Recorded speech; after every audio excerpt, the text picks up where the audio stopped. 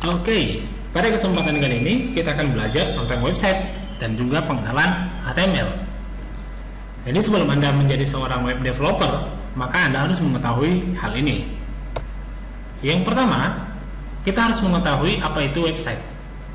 Nah, jadi seperti yang kita ketahui bahwa website itu merupakan sebuah halaman yang nantinya akan menampilkan informasi-informasi di dalam halaman web tersebut. Informasi yang disampaikan di dalam sebuah halaman web itu bisa berupa teks, gambar, video, maupun audio. Di dalam mengakses sebuah halaman website, maka seseorang akan membutuhkan sebuah koneksi internet untuk mengakses sebuah halaman website tersebut. Dan kemudian website tersebut akan dijalankan di dalam suatu browser. Di dalam sebuah halaman website terdapat beberapa link yang akan terhubung antara halaman yang satu dengan halaman yang lainnya. Jadi intinya ketika kita membuat atau membuka sebuah halaman website yang terdapat banyak link di sana, maka hyperlink itulah yang akan menghubungkan antara satu halaman website dengan halaman yang lainnya. Pada dasarnya, sebuah informasi yang disampaikan di dalam sebuah halaman website itu dapat disediakan untuk perorangan, kelompok, maupun organisasi. Semua informasi yang disampaikan atau yang dituliskan di dalam sebuah halaman website, informasi tersebut disimpan di dalam sebuah server. Nah, jadi sebenarnya perkembangan website itu cukup pesat, sehingga kalau kita perhatikan saat ini banyak sekali website yang digunakan saat ini bukan hanya untuk menyampaikan informasi atau berbagi berita, melainkan website juga dapat kita manfaatkan atau kita gunakan untuk media komunikasi secara real time. Misalnya mendengarkan sebuah lagu, mengedit foto, dan lain sebagainya. Nah, kita lihat di sini ada sebuah halaman website yaitu wikipedia.org. Di dalam sebuah halaman website Wikipedia terdapat banyak teks dan gambar yang bisa kita lihat secara real time. Dan ini adalah salah satu penerapan daripada sebuah halaman website yang dimana di dalamnya terdapat banyak sekali informasi-informasi. Nah, website itu sendiri sebenarnya sudah ada pada tahun atau sejak 30 tahun yang lalu, yang dibuat oleh Tim Berners-Lee, yaitu merupakan seorang ilmuwan dari Inggris.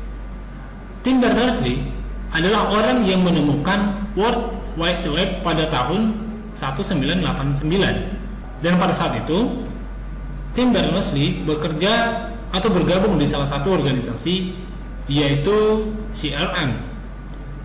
Di dalam CERN inilah Tim Berners-Lee melakukan penelitian, kemudian dikembangkan sehingga informasi-informasi dapat disampaikan di dalam sebuah halaman web, server dan klien. Nah, seperti yang dijelaskan sebelumnya, bahwa semua informasi yang disimpan atau yang ditampilkan di dalam sebuah halaman website itu disimpan di dalam sebuah server. Lalu muncul suatu pertanyaan, sebenarnya server itu apa? Nah, banyak yang beranggapan bahwasannya sebuah server itu merupakan komputer dengan performa yang tinggi dan berukuran besar. Sebenarnya hal tersebut tidaklah salah, karena biasanya komputer yang dijadikan sebagai server memang harus memiliki performa yang tinggi. Selain dapat menyimpan file HTML, CSS, JavaScript, maka si server juga harus melakukan banyak pekerjaan yang cukup berat. Misalnya, menanggapi permintaan daripada klien, menyediakan informasi, kemudian mengelola data yang diminta oleh klien. Dan biasanya klien yang terhubung di dalam satu server tidak hanya satu, melainkan bisa ratusan atau bahkan ribuan. Nah, jadi sebenarnya server itu lebih merujuk pada sebuah software yang dapat menghubungkan suatu komputer dengan komputer yang lainnya. Jadi server itu bukanlah pada sebuah komputernya, tetapi melainkan pada rule atau fungsi dari komputer tersebut. Nah, Kemudian HTTP server. HTTP server itu merupakan sebuah software yang dapat menerima transaksi dari Hypertext Transfer Protocol di dalam sebuah website.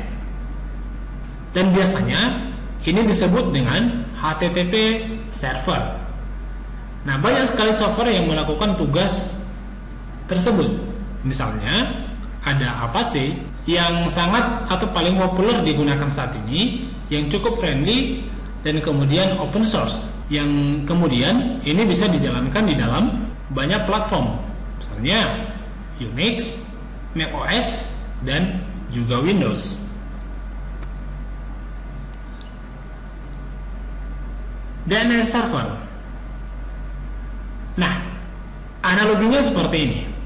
Semua komputer, smartphone, modem, maupun router yang terkoneksi di dalam suatu internet, suatu jaringan internet, akan memiliki IP address yang berbeda-beda. Contohnya, komputer yang terhubung dengan host dari facebook.com, maka akan memiliki IP tersendiri. Nah, jadi ketika kita menggunakan IP untuk mengakses sebuah halaman website, maka tentunya akan repot. Nah, jadi untuk mengingat kumpulan angka-angka yang banyak, maka manusia tidak akan mampu melakukan hal tersebut. Nah, lalu bagaimana cara mengatasinya? Maka dibuatlah suatu domain name system yang dapat mengubah atau mengarahkan website tersebut melalui nama domain yang ada. Nah, kemudian klien. Seperti yang kita ketahui, klien itu merupakan pengguna. Jadi, ketika ada penyedia atau server, tentu harus ada penggunanya. Misalnya, sebuah perangkat yang meminta suatu layanan tertentu ke server itu disebut dengan klien. Nah, jadi ketika Anda mengakses sebuah halaman website, itu sebenarnya secara tidak langsung Anda mengirimkan sebuah permintaan ke dalam server, sehingga server akan bekerja untuk mencari apa yang sudah di-request oleh si klien tadi, dan kemudian akan dikirimkan ke klien. Dan proses yang terjadi itu adalah pekerjaan dari si klien, ya, yang meminta layanan, yang meminta sesuatu data dari server, itu adalah klien. Nah, contohnya apa? Misalnya browser. Nah, browser adalah salah satu klien yang memanfaatkan Hypertext Transfer Protocol atau HTTP server di dalam bertransaksi data. Nah, sekarang kita akan masuk ke dalam server side dan client side. Di dalam pengembangan sebuah halaman web, maka terdapat dua istilah, yaitu client side dan server side. Hal ini lebih merujuk pada proses yang dilakukan di sisi klien dan juga sisi server. Untuk client side, semua proses terjadi di sisi pengguna. Misalnya, klien meminta data ke server, maka data tersebut nanti akan dikirimkan dan diolah di sisi klien. Biasanya data yang dapat diolah dalam bentuk HTML, CSS, dan juga JavaScript. Nah, sedangkan server side, ini semua proses yang dilakukan itu terjadi di dalam sisi server. Server side akan bertanggung jawab untuk merespon data yang diminta oleh client side. Nah, biasanya si server ini akan berhubungan atau berinteraksi pada database, sehingga setiap proses yang dilakukan oleh server side, maka proses tersebut tidak dapat diketahui oleh client side. Nah, jadi client side itu hanya penerima hasil olahan dari sisi server. Nah, sekarang kita masuk ke anatomi website. Seperti yang kita lihat, ketika kita mengakses sebuah halaman website, maka halaman website tersebut bisa kita lihat dengan berbagai style atau gaya maupun bentuk yang berbeda-beda. Lalu, apakah kita pernah berpikir kenapa website tersebut bisa ditampilkan dengan berbagai variasi? Nah, sebenarnya di dalam sebuah halaman website ada 3 fondasi, ya, 3 fondasi dasar yang dapat membangun sebuah halaman website. Yang pertama itu adalah HTML. Nah, jadi HTML ini merupakan markup language yang membantu membuat struktur dan menampilkan konten di dalam website kita. Sedangkan CSS dan JavaScript merupakan fondasi yang dapat mempercantik dan menjadikan website lebih dinamis dan interaktif. Sama seperti yang ada pada gambar, kita analogikan seperti ini. Apabila manusia hanya diciptakan dengan kerangka saja, dengan tulang, maka itu akan menyeramkan. Betul. Nah, ketika ada kulitnya, ketika ada bajunya dan lain sebagainya, maka itu akan lebih terlihat indah, akan lebih terlihat cantik. Nah, kalau misalnya manusia diciptakan hanya kerangkanya saja, itu jelas akan menyeramkan, dan seperti itulah HTML-nya, gitu ya. Seperti itulah HTML-nya. Sedangkan CSS-nya tadi, yaitu ada penambahan dari kerangka manusianya tadi, yaitu ada kulitnya, ada matanya, dan lain sebagainya. Dan disitulah peran CSS. Nah, sedangkan manusia tersebut supaya lebih aktif, maka diberikanlah tulang, maka diberikanlah otak supaya lebih aktif, ya, supaya bisa berinteraksi. Nah, seperti itulah anatomi daripada sebuah website. Lalu bagaimana website itu bekerja? Nah, seperti yang dijelaskan tadi dari awal, bahwasannya ada server dan ada klien. Nah, ketika server meminta atau merequest data ke server, maka server akan mencari datanya, kemudian ketika menemukan datanya akan direspon, kemudian dikirimkan ke dalam atau kepada klien, ya. Jadi si klien meminta data ke dalam server, server akan mengolah data yang diminta. Ketika datanya ketemu, direspon dan kemudian dikirimkan ke klien. Nah, kemudian kita masuk ke recruitment tools. Nah, jadi untuk membangun sebuah halaman website, maka ada banyak sekali tools yang bisa kita gunakan. Salah satunya ada Visual Studio Code, ada Atom, ada Sublime Text. Kemudian untuk menjalankan proyek yang kita buat di dalam text editornya tadi, maka kita membutuhkan yang namanya web browser. Salah satunya yaitu ada Google Chrome dan ada Mozilla. Nah, sekarang kita akan masuk ke tahap pembuatan berkas HTML. Nah, untuk langkah awal tentunya kita membuat sebuah berkas HTML. Oke, ya, kita akan membuatnya mulai dari nol, dan kemudian text editor yang akan kita gunakan adalah Notepad, gitu ya. Kita akan menggunakan Notepad. Nah, ini ada sebuah teks di sini. Silakan diketikkan ini semua di Notepad. Oke, silakan diketikkan yang saya lingkarin merah ini, dan kemudian silakan disimpan. Ya, setelah diketikkan di dalam satu notepad, kemudian disimpan dan menekan Ctrl S, kemudian pilih lokasi penyimpanannya. Oke, untuk lokasi penyimpanan saya gunakan di sini, itu saya buat di dalam local disk D. Kemudian saya buat di dalam folder pengajaran, kemudian ganjil, dan di dalam folder web design. Nah, jadi disinilah saya letakkan filenya tadi, pemrograman web dasar di sini. Kemudian setelah saya buat foldernya, saya ganti namenya. Namanya saya ganti, kemudian tipenya saya ganti nih, jadi all files. Nah, setelah kita simpan, berhasil menyimpan berkasnya tadi, jangan lupa ketika menyimpannya, file name-nya ini harus dibuat dengan titik .html.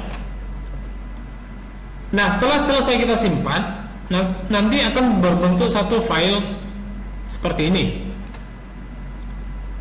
Nah, setelah itu kita double klik file indeksnya, maka akan tampil seperti ini. Nah, sampai di sini sebenarnya kita sudah berhasil membuat sebuah halaman web. Nah, kita masuk ke dalam struktur HTML. Nah, struktur HTML terdiri dari beberapa unsur. Ya, terdiri dari beberapa unsur yang disusun dari beberapa unsur. Ada yang disebut dengan head dan ada yang disebut dengan body. Kemudian di dalam HTML tersebut terdapat tag pembuka dan juga tag penutup. Nah, ini adalah elemen-elemennya, elemen-elemen HTML-nya tadi. Ya, ini pembuka dan ini penutup. Ya, ini penutupnya. Nah, jadi di antara pembuka dan penutup elemen HTML-nya tadi, disitulah kita bisa membuat sebuah konten, atau disitulah kita bisa membuat informasinya tadi. Nah, jadi hierarki HTML itu seperti ini. HTML itu dibagi dalam dua bagian, ada head dan ada body. Nah, head ini isinya apa? Nah, isinya itu ini, ada style, ada base, ada link, ada meta, ada script dan ada no script dan lain sebagainya. Nah, sedangkan di dalam body itu nanti tempatnya yaitu konten daripada atau isi daripada website kita. Isinya apa yang mau kita buat?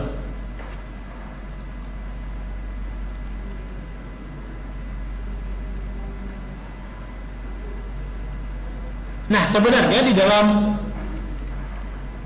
HTML yang versi 4 ini head ini wajib dibuat, ya, atau wajib digunakan ketika kita membangun sebuah halaman website. Tetapi ketika kita masuk ke dalam HTML 5, head itu sudah bisa dihilangkan. Ya, jadi tidak perlu dituliskan lagi. Jadi langsung kita gunakan body. Seperti ini. Nah, jadi seperti yang saya sampaikan tadi, body ini adalah bagian yang akan kita gunakan untuk membuat konten atau isi website kita. Nah, jadi silakan dibuat seperti ini, dibuat satu file baru, dikerjakan, kemudian disimpan dan dijalankan. Maka hasilnya seperti ini. Yang kita buat di dalam bodinya tadi, yang di sini. Nah, kemudian kita coba identifikasi, ya. Jadi apa yang kita buat tadi di dalam teks ini tadi, ya, teks tadi kita tampilkan seperti ini. Maka sekarang kita akan identifikasi, ya, kita edit halaman webnya tadi dengan menggunakan struktur HTML-nya. Ya, kita buat head-nya, kita buat bodinya dan lain sebagainya. Nah, jadi untuk H1 tadi kita buat di sini ada teks yaitu Bandung. Nah, jadi untuk masing-masing head-nya tadi silahkan dibuat H1, ya, silahkan dibuat H1 dan kemudian deskripsinya dibuat di dalam tag paragraf dan jangan lupa penutupnya dan begitu seterusnya, sehingga ketika nanti kita jalankan maka hasilnya itu akan berbentuk seperti ini. Nah, sebenarnya sampai di sini kita sudah selesai membuat sebuah halaman web dengan menggunakan struktur-struktur HTML dasarnya tadi. Dan untuk materi berikutnya nanti kita akan lanjut ke bagian yang lain, atau kita akan membahas lebih dalam lagi tentang HTML. Jangan lupa di subscribe channelnya supaya Anda bisa mendapatkan informasi nanti ketika ada materi terbaru. Oke, sampai jumpa di materi berikutnya.